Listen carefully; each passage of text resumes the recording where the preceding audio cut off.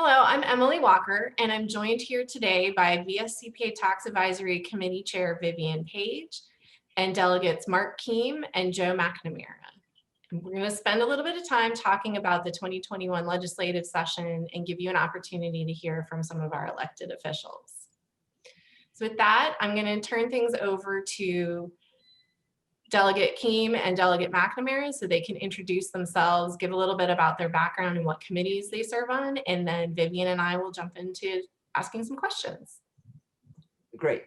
Thank you so much, Emily, and thank you to Vivian for your service to our legislature. Of course, my good friend Joe McNamara, it's good to see you, and I look forward to spending the next 3, 4, 5, 6 weeks, or however long it's going to be. It's another session. And to everybody watching this, members of the VSCPA, thank you for what you've done. I am Mark Keam. I am a member of the House of Delegates representing an area in Northern Virginia, Fairfax County. I include Tysons among Vienna and Oakton area. And this is my 12th legislative session. So I've been elected now for since 2009. And in the last 12 years that I've served, this is unlike any other year. And I'm sure it's the same for you and your families in terms of how much COVID and the economy has been disrupted as a result of the pandemic that we're facing. Not to mention the political dynamic and everything else that's been happening in our country over the last 12 months or so. It has certainly been an extraordinary time in America. And for all of us as legislators, we are adjusting just like you in terms of what we need to do to make sure that people's work is done. And so before I get into the substance of the conversation, and by the way, I'm so glad we have at least 2 CPAs here who can answer all the tough tax questions, so I don't have to do that. But before we get into the substance, let me just explain why this year is going to be so much more different. As you know, we've already been in session for about a week or so, and we've already been trying a different way of doing things. First and foremost, the House of Delegates is meeting 100% virtual, which means that all of us are not going to be meeting in Richmond. We're actually working from home as we have for the last few months, mainly because of the pandemic and just the risk to the public as well as to each other of us being together at a time when most of us have not been close to getting a vaccine. So that's the big change. What that means, though, is we can't have schedules the same way that we've always had. Some of you might know from coming down to Richmond in the past, you can just kind of walk around the hallways, show up in the lobbies, make appointments with us or grab us in the elevators and just talk to us. And we share a lot of information that way. Just being in the same physical building together, or if we're in the committees, we can just lean over to each other and talk. And so we have a lot of opportunities to share information and have lots of conversations. Unfortunately, you can't do that in a Zoom session. So what we've had to do is be much more regimental in terms of how we structure our days. And so as opposed to the previous times where we've had subcommittees and full committees all meeting at different times throughout the day and lots of different just kind of flexibility and flow, we have a very strict process. So what we're now doing is from 7 a.m., that's right, 7 a.m. until 9 a.m. in the morning, we have our first block of meetings. That's the subcommittees, including my subcommittee and others that we serve. The second block is from 9 to 11, third block from 11 to 1, and then from 1 to 3. And then from 3 o'clock to 4 o'clock, the House Democrats and House Republicans have our own caucus meetings. And at 4 p.m., as opposed to 12 noon, which is how we used to do things, at 4 p.m. is when we go into the House of Delegates, into the chamber virtually, so we can have all 100 of us come together. And then after that session is done, of course, early in the year, we have shorter sessions. Later in the year, we'll have longer sessions. After that, the floor session is done. That's when we can kind of come back and revisit any issues that we weren't able to finish during the day. And so that's a huge virtual change. What that means for you and for members like Emily and Vivian and others who talk to us is it's not easy to just grab us as we're coming in and out of a meeting. You have to actually make scheduled appointments. And so I'm sure Joe does the same thing, but most of our members are going to make have been holding office hours. As throughout the day, at times that we know we don't have conflicts with committees and such, we actually have a block of time that we blocked up and say, for example, from 9:30 till 10:30 on certain days, this is when I'll be available in Zoom, and my staff will coordinate the traffic flow. So we're going to do everything we can to make sure it's only been a few days, but we're going to do everything we can to make sure that the public has as much access to us and vice versa. So let me stop there for now. I'm sure we can get into more detail as we go into the conversation. Thank you. Thanks a lot, Delegate Keam. Great job. Real thorough analysis. I'm Joe McNamara. It's only my third session. I do have the opportunity to be the Republican whip on the Finance Committee, which is certainly quite an honor for me. But When you look at the Finance Committee as a whole, Republican whip, Democrat, it's not a real partisan committee. We're really out trying to create good policy for all Virginians.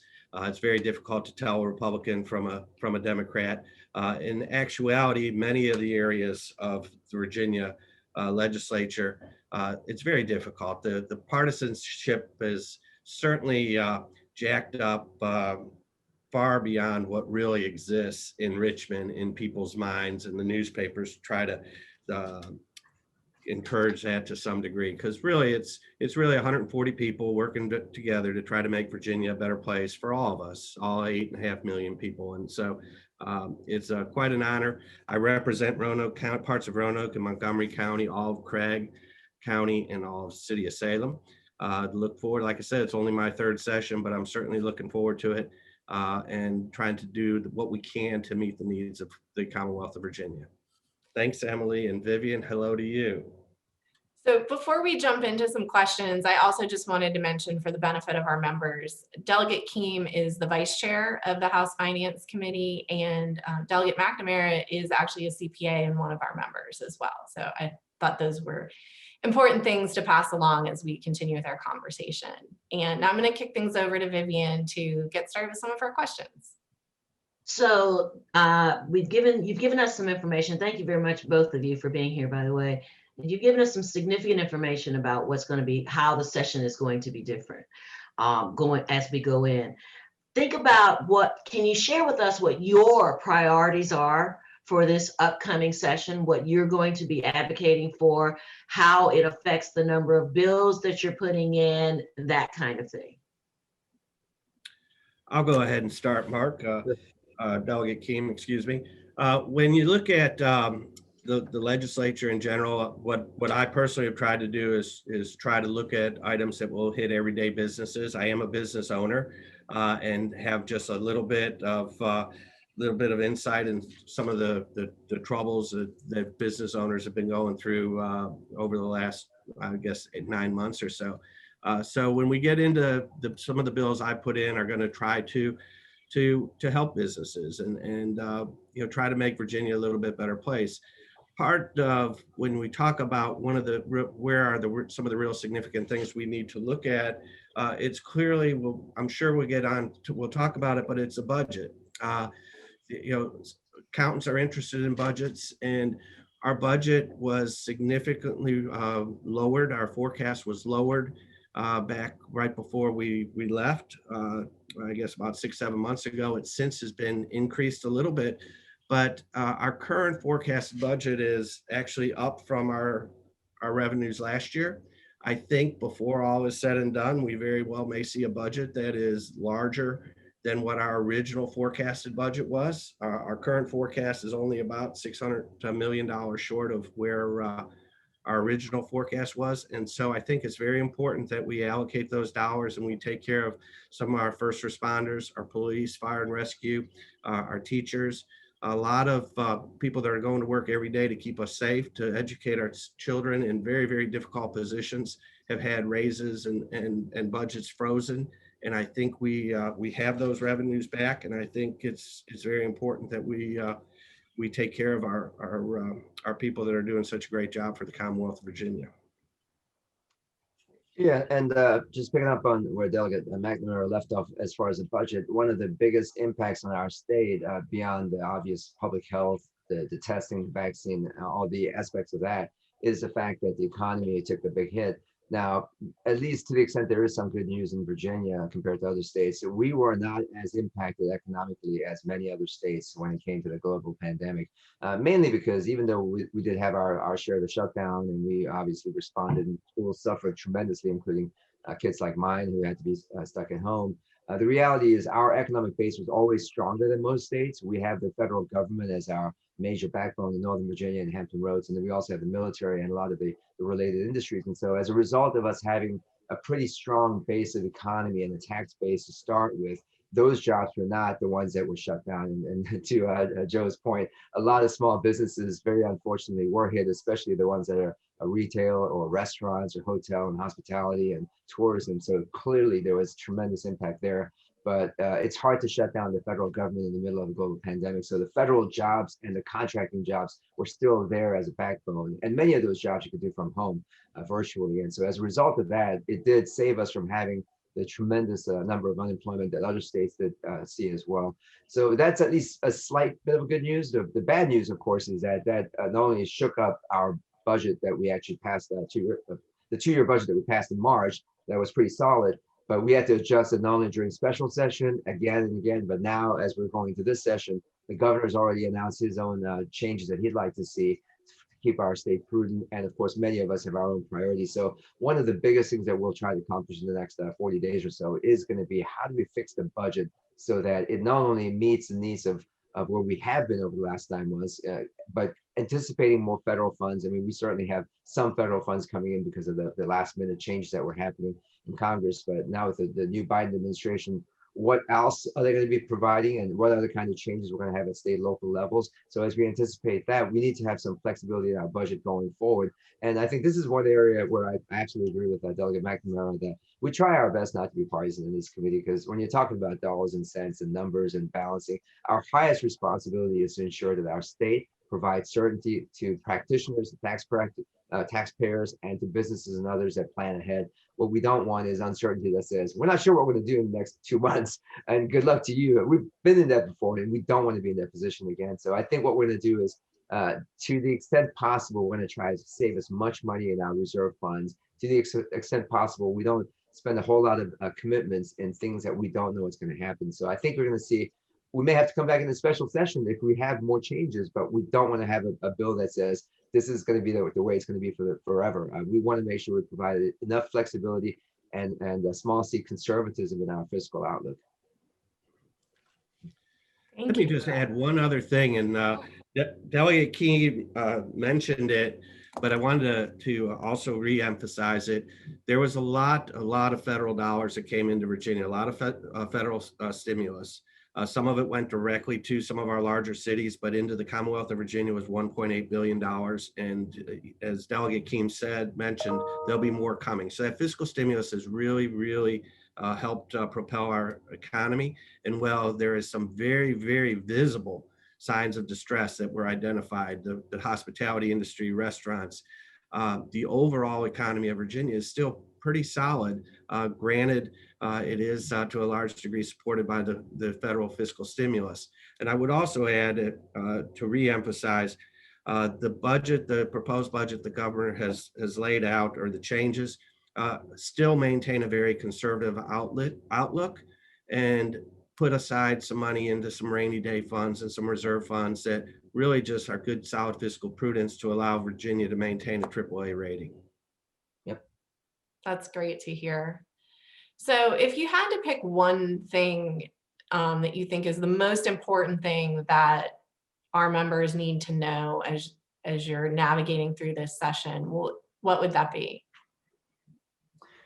Well, let me speak on a narrow tax policy and then a little bit broader. On the tax policy, one thing that we've noticed over the last several years is that, and I'm sure CPAs like Joe and Vivian will attest, is that we tend to let politics get in the way of tax policy. And there's nothing wrong with that. I mean, it is a legislature that's a partisan organization, and just like the federal government, taxing is probably the most talked about politics and political campaign rhetoric. And so clearly people talk about politics in terms of taxes, but what we've noticed as a result of that is that, unlike instead of having a sit down conversation about the overall what should the tax policy be, what should we be taxing, and what rate and how, and what is that spending on, instead of having that conversation, we come in with our pet projects. Oh, we love this particular tax, so let's make sure we keep this tax. We don't like this tax, so let's eliminate that. Or for example, this tax is too regressive, or this tax is too whatever. And so people come in with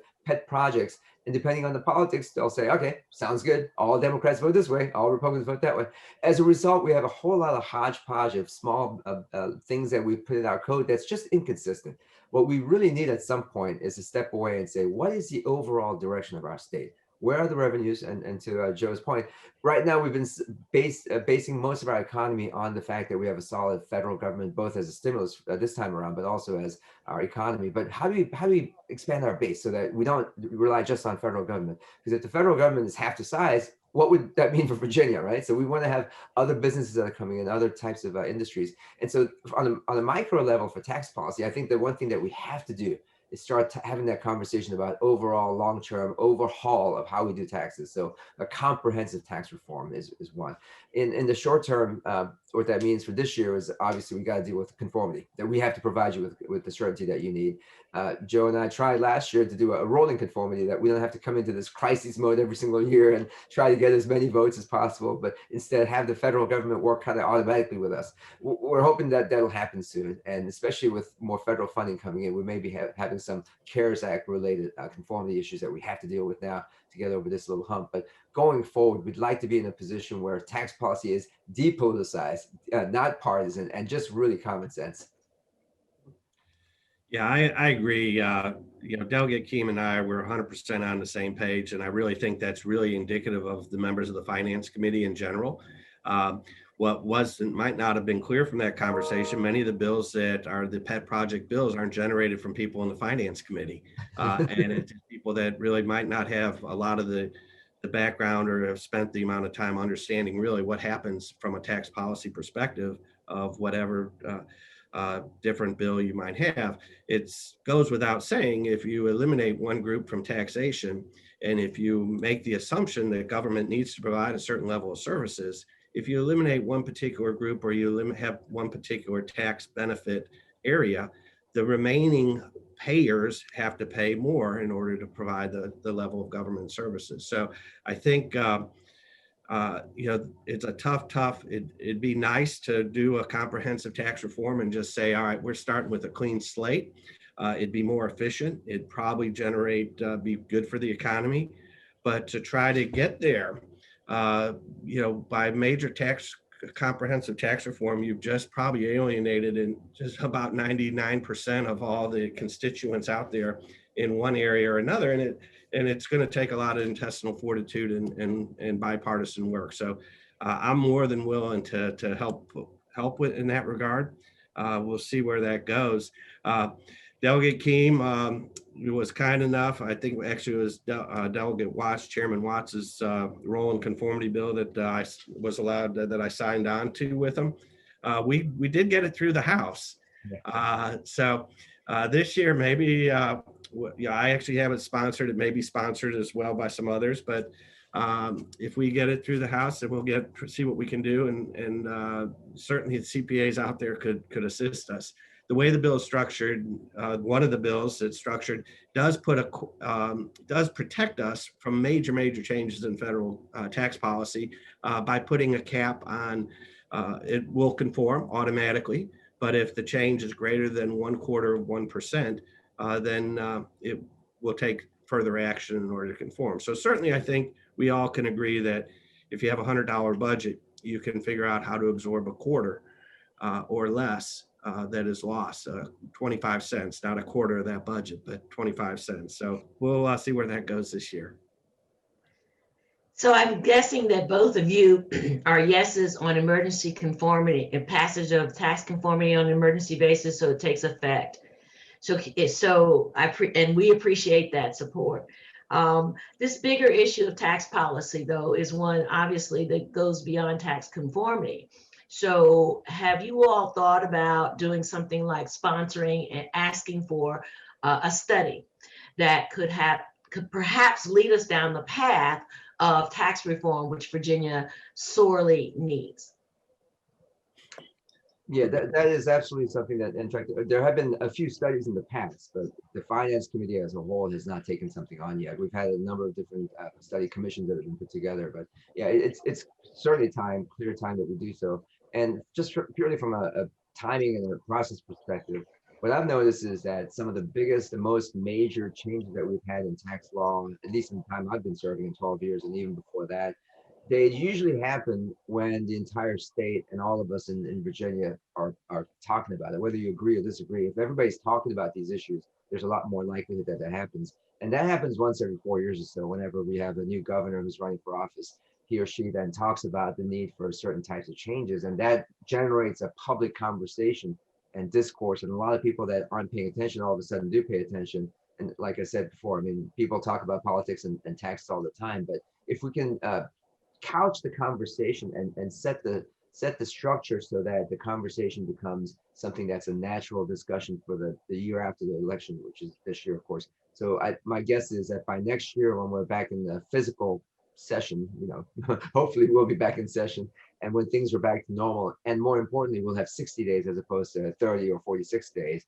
In that environment, it'll be a lot easier for us to have this dialogue and conversation after a new governor comes in, and if he or she says, this is what I want to see in our tax laws, these are some changes I want to see, that generates some conversations. That happened when I first got elected in 2009. Governor Bob McDonnell had talked about using tax laws to increase funding for transportation at the same time, eliminating some taxes as well. And that ended up being one of his biggest legacies in Northern Virginia. We really needed that tax change so that we can have the funding for transportation. But that only happened because a Republican governor who's conservative was able to bring his conservative Republican base in a majority party of the Republicans to say, this is something we got to get done. And as a result, we were all able to come together in a bipartisan way to pass that bill. So I'm hoping something like that happens in the next couple of years, where the new governor pitches a vision for what tax policy ought to be. You all weigh in, all of us weigh in, and then when we come back together next year, that's when we can put our shoulders at the wheel and get something done.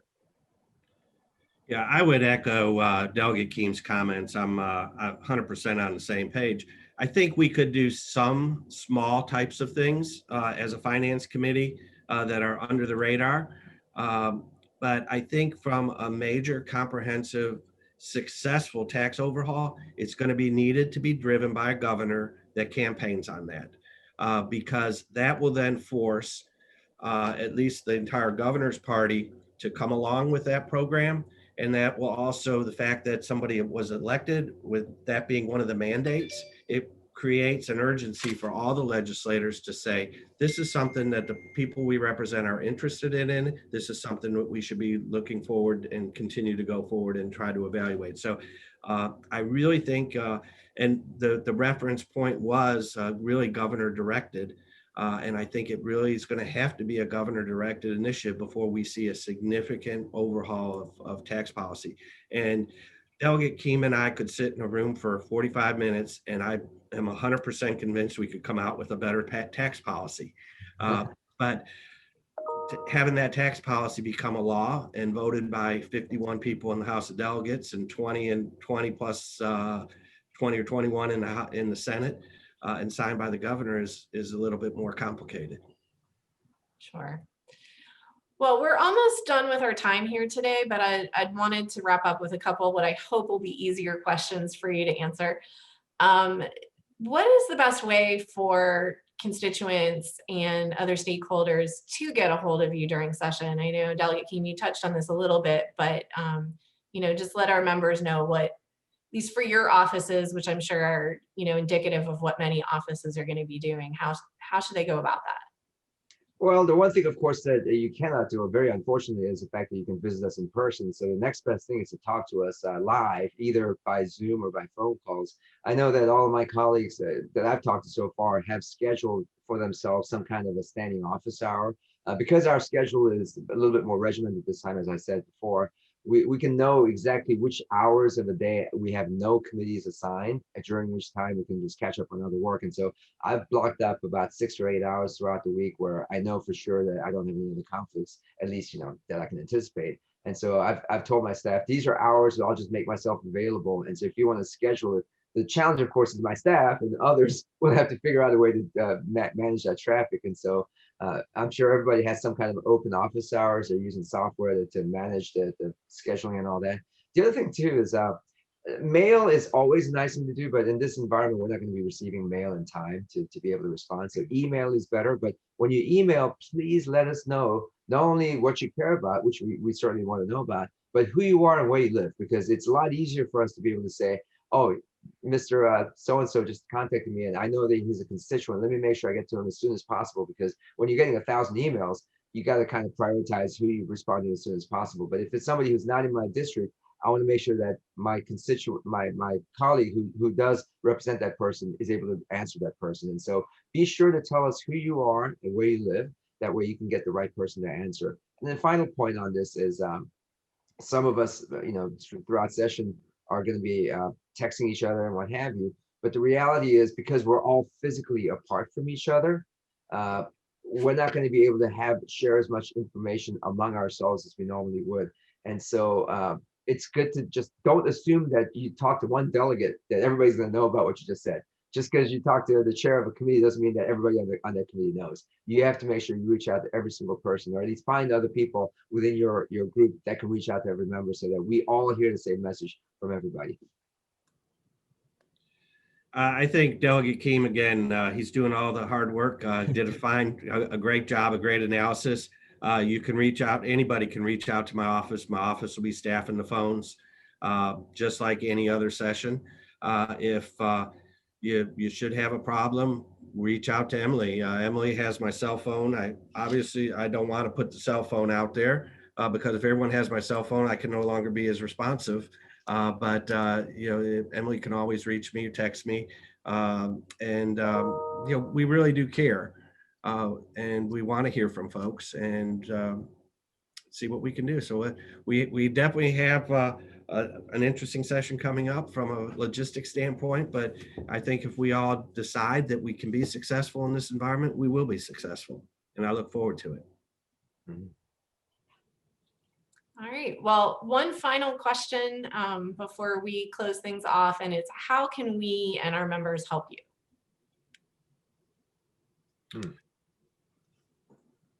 I think, we need to, the assumption is that legislators know the answer to various different actions that we make sometimes. And we're certainly not experts at any, well, many of us aren't experts at anything.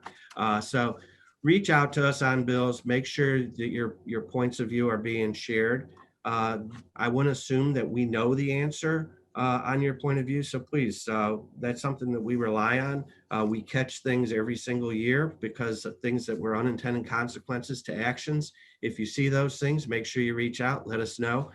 We do want to pass good legislation, and we do want to utilize the CPA group as a resource, and try to help make everyone better. Thanks.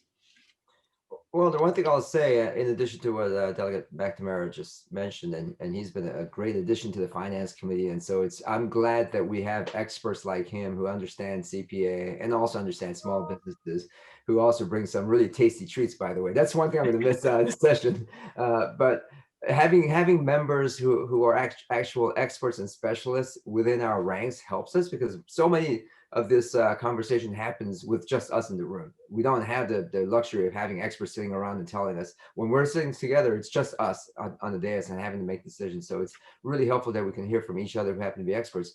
But if we don't have that expertise, then we have to rely on experts like you and others. And I know with the Society's members, I've had a chance to work with you for 12 years, and it's been just wonderful to hear from you. The one thing I would suggest you do, though, is because your business, like lawyers and doctors, you're in a business where you're not advocating for yourself as much. I mean, maybe sometimes you're talking about your personal views, but vast majority of times when you're talking to us, it's not about what you care about. It's what you're hearing from your clients, the people that you're helping. And so explain to us that when I tell you this, it's not just Vivian Paige telling you what I think. It's me telling you on behalf of 1,000 clients I helped who are all having this problem. Me helping on behalf of millions of Virginia taxpayers who are facing this uncertainty. So if you can make sure that we get through that, because so many of us deal with so many people all the time.